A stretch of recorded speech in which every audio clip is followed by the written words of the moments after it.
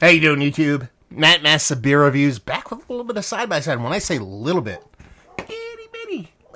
itty-bitty side-by-sides, I'm speaking truth. In the form of Cultured Collective, it is based out. I don't know if that's the name of it, just actually says based out on it.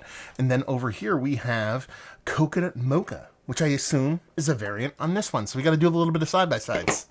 These come courtesy of my boy Carson. He sent these off, and it just got me into a tizzy because I am a 100% unadulterated homer when it comes to these tiny itty-bitty cans. I don't know if you guys can see this, but this one's overflowing like a madman. Not good show for a portable thing in there, dummy. Yeah, not a good thing. This has got to be the non-base version that's overflowing like this. Yeah, I probably lost about a third of the beer. It gushed out of there. Now, full disclosure. Let's see if we can sop some of this up here. This is my first foray into these guys. At least they're malty stuff. I'm trying to look for my paper towels. At least they're malty stuff. Actually, I shouldn't use that. Yeah, let's use this. This is all pure conjecture on my part. But I'm assuming these little fatty cans and all the cans that they're producing, based off of what was sent to me by Carson, is that all these beers are being crowlered in-house. That is my guess. I could be wrong. I could have reached out to the brewery and asked for clarification, but I'm just going to drink them. So don't take my gospel on that, but the way these are kind of presented and how the rest of the cans and stuff like that are kind of presented and stuff, it just kind of comes off that way. So anyway. Is that going to affect the beer? I don't think it's going to affect it all that much. So one was canned on 4/29, the other one was canned on 4/30. Today is the 8th of May, so it hasn't been that long. But over here, we have the base stout. As you can see, it's got a nice rich head on it. Super thick, dark richness. I mean, that is darkness. Over here, we have the Mocha Coconut version that has no head whatsoever. I mean, that's probably your coconut at play there, because coconut rarely plays nicely with head retention. Let's put it that way. So yeah, one looks proper, the other one looks like not much of a head on her. Could affect the beer in and of itself, but we're gonna find out. So yeah, let's dive into the base. I mean, it just smells like a big, rich, not overly sweet, but at the same time, probably pretty sweet, but it's just got a decent bittering going on, based out. And by that, I mean, it's going to be a sweet beer, because you're coming in at, I don't know, it's only 9.3. It smelled like a bigger beer than that. 9.3% based out. It has a nice bittering to it, what I believe is coming both from a roasted malt and also from hops, but nothing too crazy. Nice chocolates, leaning in a more milk chocolate kind of side of things. Nice sweetness to it. A little bit of coffee vibes, even though it's based out. It's giving me these nice kind of coffee vibes based off the roasted malt. Done and done. Let's dive into this little coconut jammer. I'm not getting a ton of coconut. I'm getting a little bit of an elevated chocolate component here, so that mocha is really coming through. But I'm not really getting much, if any, coconut. If I am, it's a little bit of toasted coconut. So it might be like a heavily toasted coconut, so I'm getting a little bit of kind of smoky charriness that I believe could come from something like that. And that's probably, I'm assuming, that's where they went on this one. Different noses, definitely. A little bit more neutral. A little bit more coffee leaning. Over here, a little bit more sweet leaning, and it has that toasted characteristic to it. Let's dive into base. Cheers.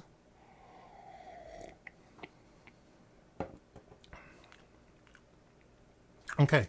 More Russian Imperial Stout for me than anything. I kind of assumed it was going to go that way based off of nose, because it has a decent bittering component to it.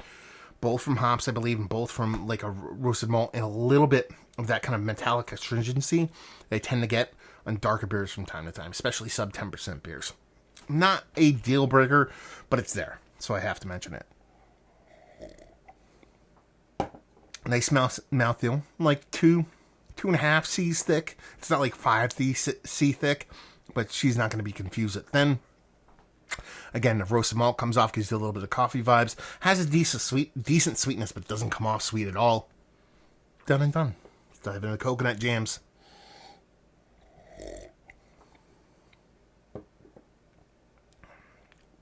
Okay. The coconut definitely comes through in the taste.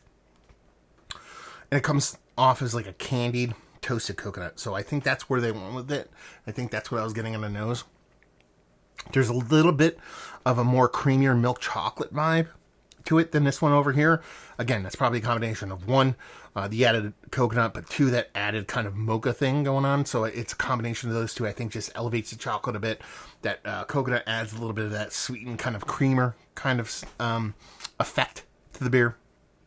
The lack of carbonation isn't that big of a deal here. It still has a little subtle carbonation. It's just, I'm assuming the coconut is really just killing the head retention on it.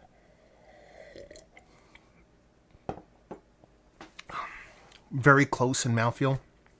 Definitely getting a little bit of like subtle pastry almond joy vibes over here, but very, very subtle, not like overly sweet.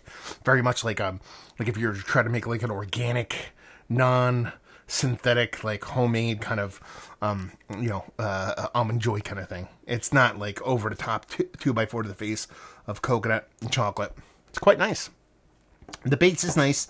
That little metallic thing, it's not necessarily a big issue for me because I come up against it so much. I'm so sensitive to it, but it's definitely there.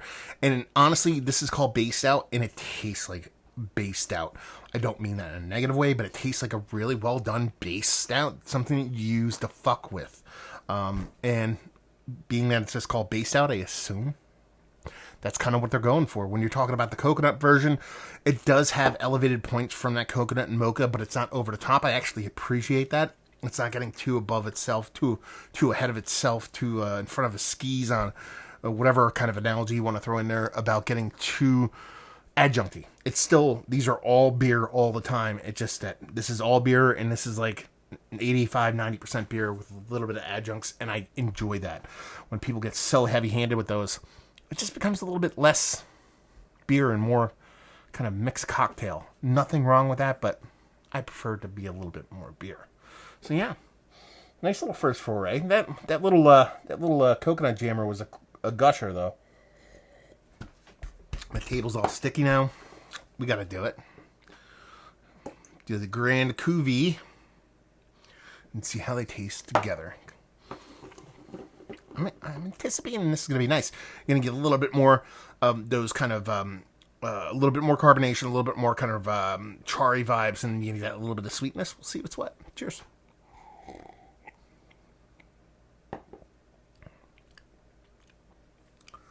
It's nice, and I'd still probably put this one as my favorite. As the base. Then this, and then that. Not that the base is a bad thing, but over here, that little bit of coconut in combination with that elevated chocolate, I think is really what sets it apart from over here. When you combine the two, it basically turns into a very subtle coconut-based milk stout. That's the kind of vibe I'm getting off it, so it's nice. Definitely not negative. And then there's the base stout, which is really enjoyable, but again, I believe it's just a base stout, something that's meant to be fucked with. Honestly, really fun. This is not my first foray. I think I said that at the beginning of the video. It's my second foray into these guys. I did a small little pale ale, which was quite nice. So to go from a 5.5% pale ale, it wasn't perfect, but I really enjoyed what it was doing. It was outside of what you, excuse me, a lot of burps, see a lot of breweries doing nowadays. It wasn't overly sweet, and it was kind of a little bit bittering and decently drying and stuff like that. Stuff you don't typically see in today's beer world. I enjoyed that. All the way to the other end of the spectrum where you have these big, huge stouts that, again, they're not overly pastry, they're not overly sweet, they're a little bit bittering, a little bit dry. I like this take. I like this take on beer, and I can't wait till a lot of breweries kind of adopt this. Because so many are going, especially in Florida, are going so on the sweet side, residual sweetness and IPAs and pastry here and adjuncts that. I like where it's going. Are they perfect beers by any stretch of the imagination? No. But there are very, very, very few, if any, perfect beers. But this is a nice kind of first dip your toe in the water experience for a new brewery that I've never had before. So thank you very much, Carson. Very cool of you. Let's talk about it. Some of the better stouts that I've had as of late, they're worthy of being in the conversation. They're absolutely worthy of a visit as a brewery. It's just, I can't wait to try the rest of the stuff that he's actually tossed my way, because there's some like kettle sours in there and more hazies and stuff like that. And honestly, bonus points for itty bitty cans. If you don't like itty bitty cans, you're weird. Value and availability, I have no idea. Carson, let us know what's what and leave you with if you like what you like these beers. If you like well done new school beer, I mean, that's what you're getting from my limited exposure as brewer. You're getting new school beer that is a little bit more adulty, a little bit less sweet, a little bit more drying, a little bit more roasty, a little bit more bittering. That's not a negative thing. There's still a lot of people out there that might view that as a negative. I don't. So if those new school beers are something you enjoy, but you do like them to be a little bit more adulty, definitely worth checking out, definitely worth a visit. So there you go. Another review in the books. Hopefully you guys enjoyed it. Down there if you want to talk about it. Massive Beers if you want to check me out doing the social media stuff. Beer Massive. Want to check me out doing the whole podcasting thing. And hopefully you guys enjoyed our review. Hopefully you're enjoying a little bit of a, cultured collective right now. Hope we'll see you next time. Cheers.